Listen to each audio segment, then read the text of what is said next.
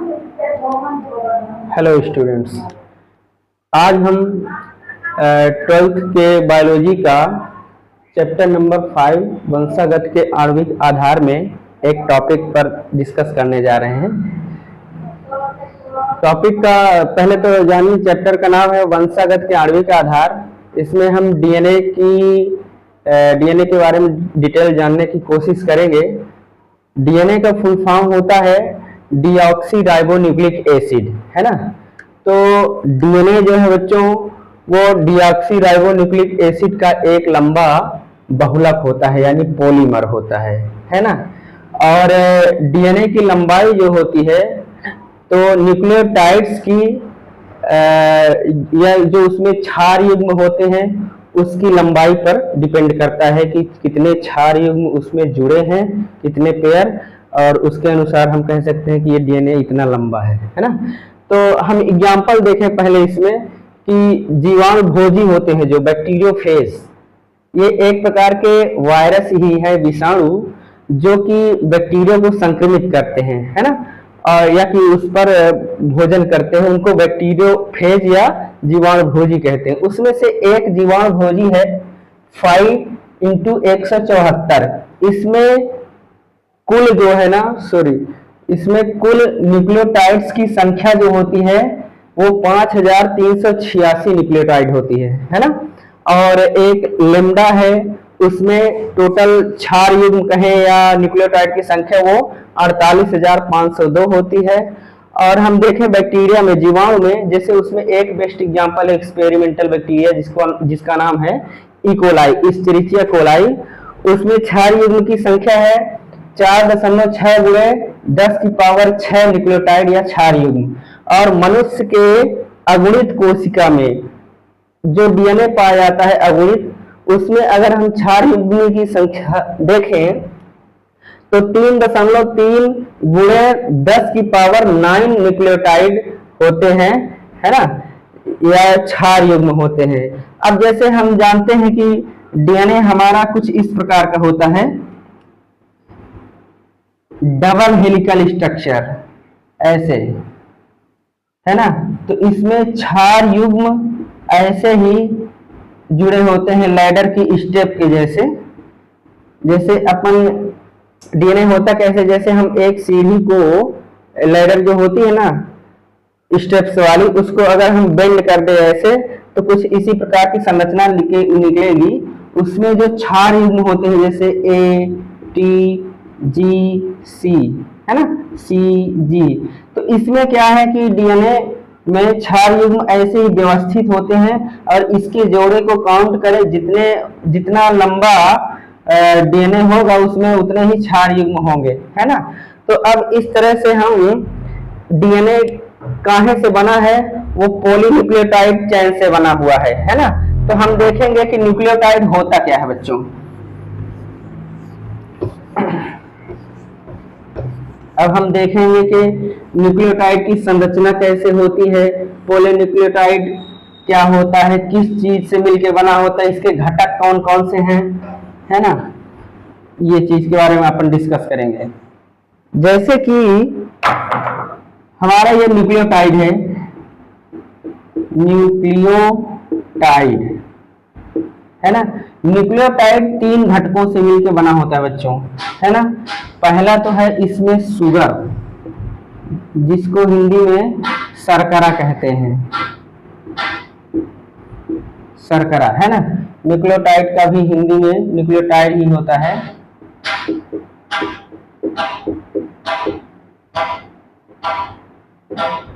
अच्छा, न्यूक्लियोटाइड का पहला घटक जो है शर्करा है, शुगर। दूसरा है नाइट्रोजन बेस, या इसको अपन कहें नाइट्रोजनी क्षार, है ना। और तीसरा जो लास्ट घटक है फैक्टर, उसको कहते हैं फास्फेट ग्रुप, फास्फेट समूह, है ना, फास्फेट ग्रुप। अब देखिए एक एक करके हम इसकी एनालिसिस करेंगे। तो पहला है जो शर्करा, तो इसमें जो है शर्करा पेंटोज शुगर होती है ना, पेंटोज शुगर, पेंटोज शुगर। और ये 5 कार्बन कंपाउंड है और ये एरोमेटिक कंपाउंड जैसा होता है। इसकी संरचना कुछ ऐसे होती है पेंटागोन शेप में, और इसमें 5 कार्बन की मौजूदगी के कारण इसको पेंटोज शुगर बोलते हैं। और इसमें देखिए इसकी संरचना कुछ ऐसे ही होती है, हर कार्बन से हाइड्रोजन और हाइड्रोक्सिल ग्रुप जुड़े होते हैं, है ना, ऐसे।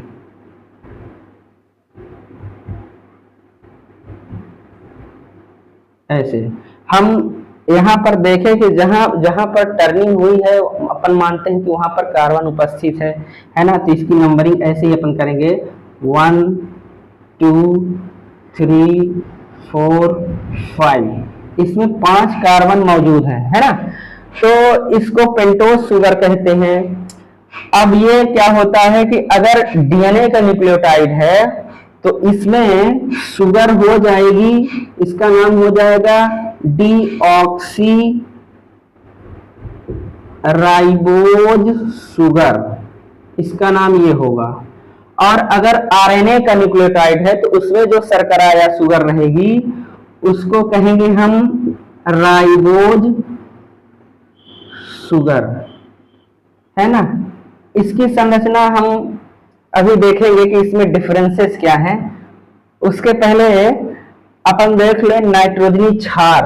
नाइट्रोजनी क्षार क्या है?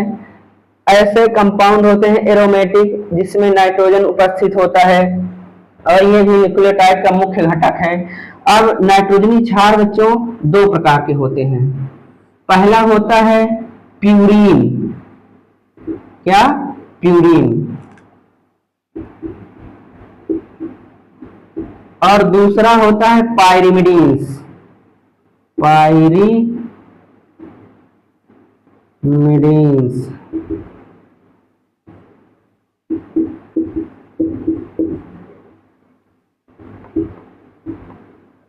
है ना, ये चीज है। अब प्यूरीन और पायरिमिडीन ये दोनों फिर से डिवाइड हो जाते हैं अपने 2 पार्ट में। इनको कहते हैं, पहला प्यूरीन का पहला भाग है एडेनिन, है ना, एडेनिन। और प्यूरीन का दूसरा प्रकार है जो वो है ग्वानिन, ग्वानिन, है ना, ऐसे लिखते हैं ग्वानिन। अब देखिए इसको डिनोट करना है कैसे। हम इनका इंग्लिश का पहला वर्ड ले लेंगे, इसमें एडेनिन को कैपिटल ए से डिनोट करेंगे और ग्वानिन को कैपिटल जी से, यही डिनोटेशन का साइन है। और दूसरा प्रकार का जो नाइट्रोजनी क्षार है वो है पायरिमिडीन्स। ये भी 2 भागों में बट जाता है, इसके भी 2 प्रकार हैं। पहला है साइटोसिन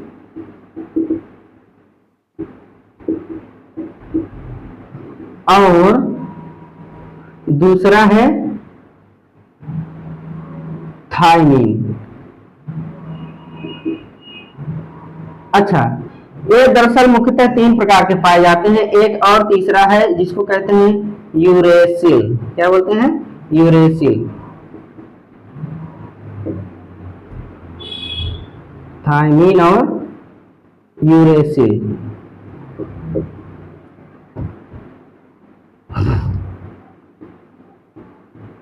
अब देखिए बच्चों, साइटोसिन को कैपिटल सी से डिनोट करते हैं, थाइमिन को कैपिटल टी से और यूरेसिल को कैपिटल यू से, है ना। ऐसे ही इनको प्रदर्शित किया जाता है। तीसरा है फास्फेट समूह। ये दरअसल है क्या? फास्फोरिक अम्ल है ना।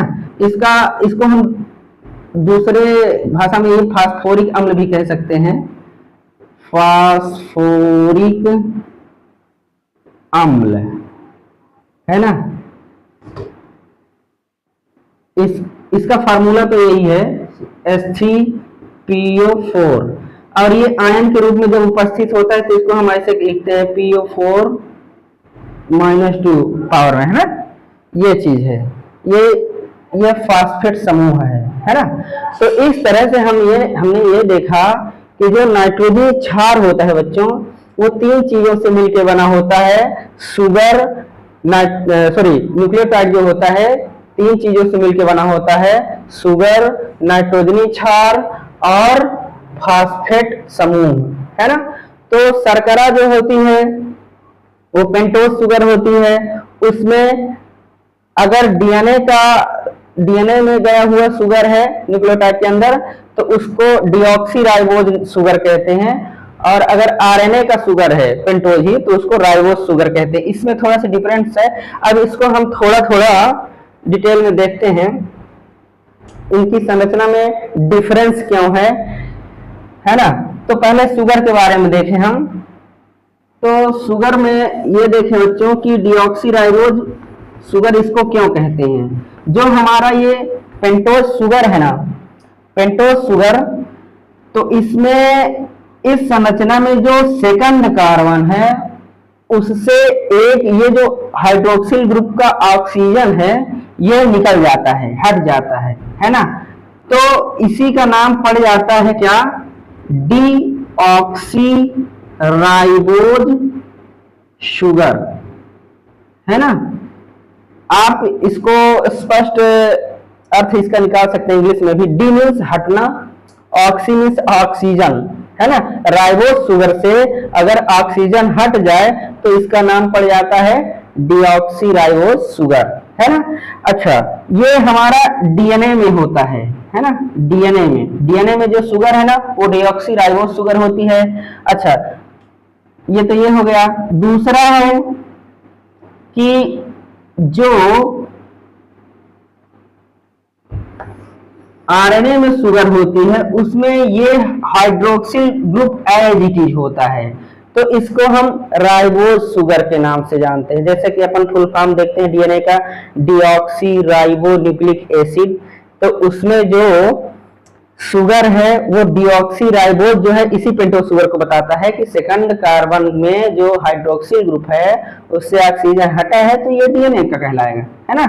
और राइबोज शुगर जो होगी उसमें हाइड्रोक्सिल ग्रुप रहेगा एज इट इज, तो ये राइबोज शुगर कहलाएगी। आरएनए का फुल फॉर्म अपन जानते हैं राइबो न्यूक्लिक एसिड, ये चीज होता है ना। अब हम थोड़ा सा जाने नाइट्रोजनी क्षार के बारे में। तो नाइट्रोजनी क्षार जो होता है बच्चों वो दो प्रकार के होते हैं, प्यूरिन और पायरिमिडीन्स, है ना। प्यूरिन दो प्रकार का होता है, एडेनिन और ग्वानिन, है ना। और पायरिमिडीन्स जो होता है वो तीन प्रकार के होते हैं, साइटोसिन, थाइमिन और यूरेसिल। होता क्या है कि प्यूरिन जो होता है बच्चों, प्यूरिन हमेशा पायरिमिडीन्स के बराबर होता है ना। प्यूरिन जो है वो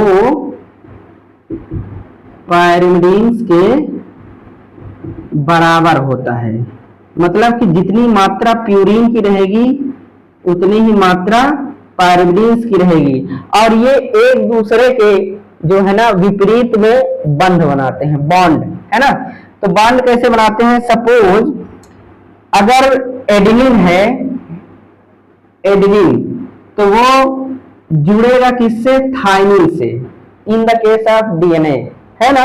थाइमिन में जुड़ेगा तो ये जो बंध रहेगा इसके बीच में वो डबल बॉन्डेड रहेगा, यानी एडेनिन डबल बॉन्ड के साथ थाइमिन से जुड़ेगा।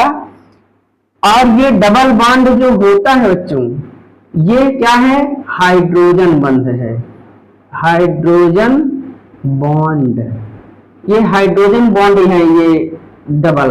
और जो ग्वानोसिन है वो पायरिमिडीन के साइटोसिन से अटैच होगा, this the triple hydrogen bond, है ना। तो AT डबल बॉन्डेड से जुड़ा होगा और BC triple bond hydrogen bond से, है ना। तो इस तरह से ये जुड़े हुए होते हैं। ये जो संरचना है ये डीएनए में होती है ना। ये डीएनए में नाइट्रोजनी क्षार जो है ना ये युग्म बनाते हैं पूरे लंबाई में। और जो आरएनए होता है बच्चों, आरएनए में थायमिन की जगह यूरेसिल प्रेजेंट होता है, थायमिन की जगह यूरेसिल प्रेजेंट होता है। और आरएनए हम जानते हैं कि सिंगल स्ट्रैंडेड संरचना है ना। इसके दो छोर होते हैं 3 to 5 डैश या 5 to 3 डैश। तो इसमें जो एडेनिन के साथ प्यूरिन जो एडेनिन है उसमें एडेनिन के साथ हमेशा यूरेसिल जुड़ता है, किसकी जगह, थायमिन की जगह। ये इसकी कैरेक्टरिस्टिक है, किसकी, आरएनए की, ये चीज होता है। अब हम देखें कि न्यूक्लियोटाइड जो है किस किस चीज से मिलकर बना होता है, ये बहुत ही इंपॉर्टेंट क्वेश्चन बन जाता है, कभी कभी आता है ऐसे। इसको अपन फार्मूले के रूप में भी लिख सकते हैं, जैसे कि न्यूक्लियोटाइड जो है ना, न्यूक्लियोटाइड तीनों चीजों से मिलकर बना होता है, शुगर, नाइट्रोजनी क्षार और फास्फेट समूह, है ना। लेकिन अगर हम शुगर और नाइट्रोजनी क्षार को दोनों को एक साथ देखें तो ये एक अलग नाम से जाने जाते हैं, इसको कहते हैं न्यूक्लियोसाइड। क्या कहते हैं, न्यूक्लियोसाइड कहते हैं बच्चों, है ना, न्यूक्लियोसाइड।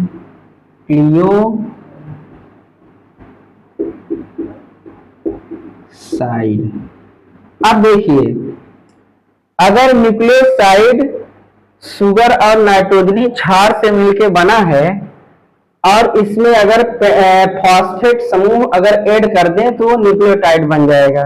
मतलब हम कह सकते हैं कि nucleotide equal to sugar plus N bases plus phosphate group, है ना। ये एक फार्मूला बन सकता है हमारा, है ना। और ये याद रखने वाली बात है ना, इसको अपन को भूलना नहीं है। अच्छा, दूसरा चीज हम ये भी कह सकते हैं कि न्यूक्लियोटाइड इक्वल टू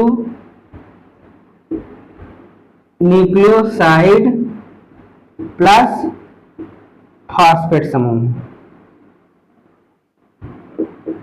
फास्फेट समूह या ग्रुप, है ना।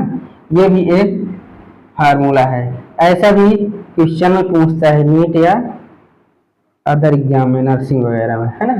तो इस तरह हमने ये देखा इस टॉपिक में कि जो न्यूक्लियोटाइड होते हैं, अच्छा देखिए, न्यूक्लियोटाइड जो होते हैं वो तीन चीजों से मिलकर बना होता है ना।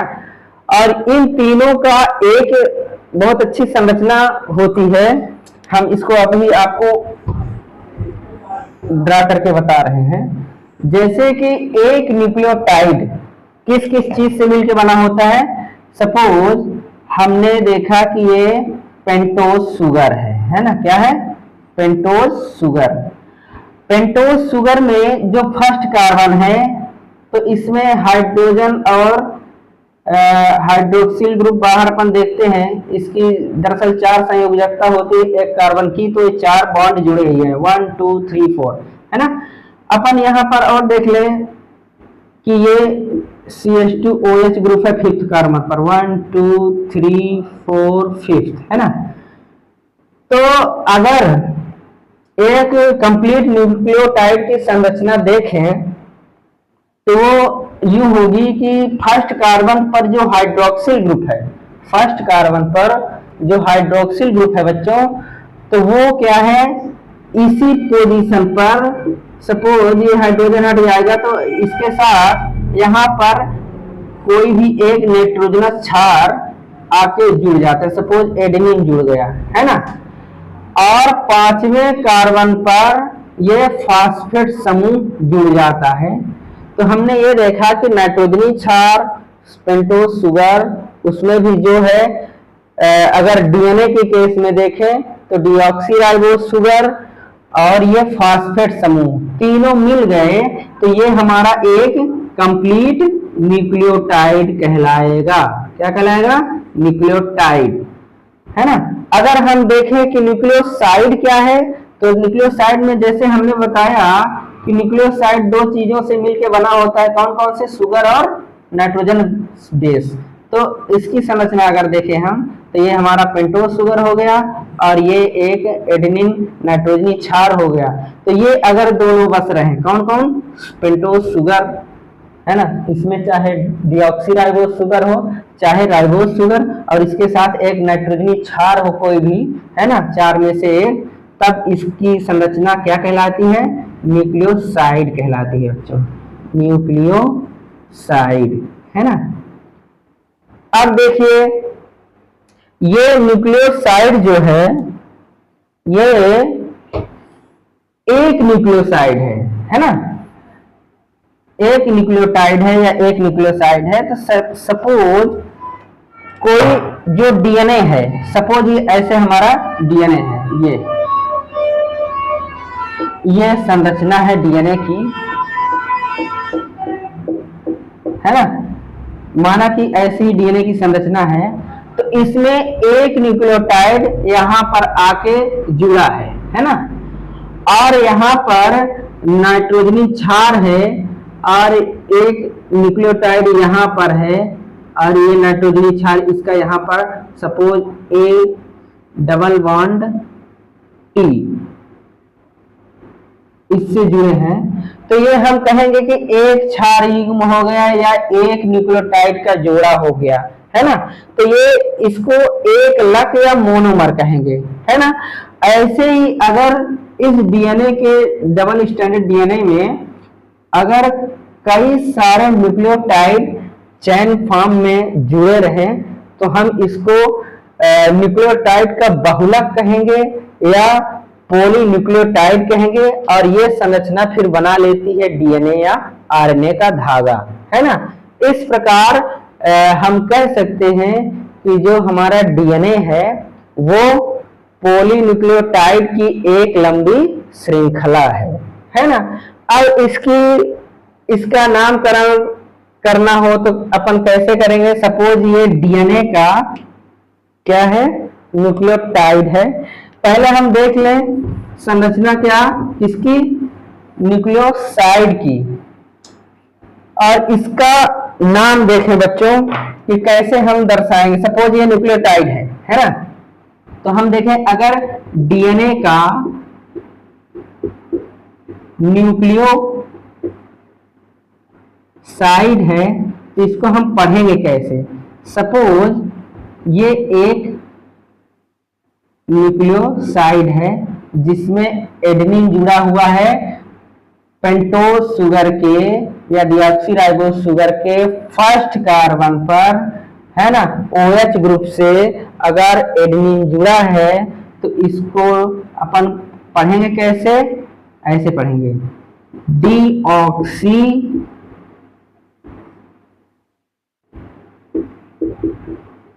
एडेनो साइन, है ना, ऐसे पढ़ेंगे। सपोज कोई दूसरा नाइट्रोजनी क्षार जुड़ा है डीऑक्सीराइबोस शुगर से, मान लीजिए कि टी है, थाइमिन, तो इसको कैसे पढ़ेंगे? डीऑक्सी सॉरी यहां पर डीऑक्सी डीऑक्सीराइबो सॉरी सही है, डीऑक्सी एडेनो साइन, ये है डीऑक्सी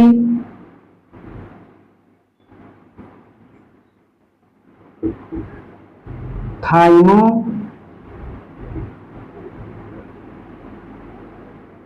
साइन, है ना। इस तरह से अपन स्टडी करेंगे, इसका नाम ऐसे ही पड़ेगा,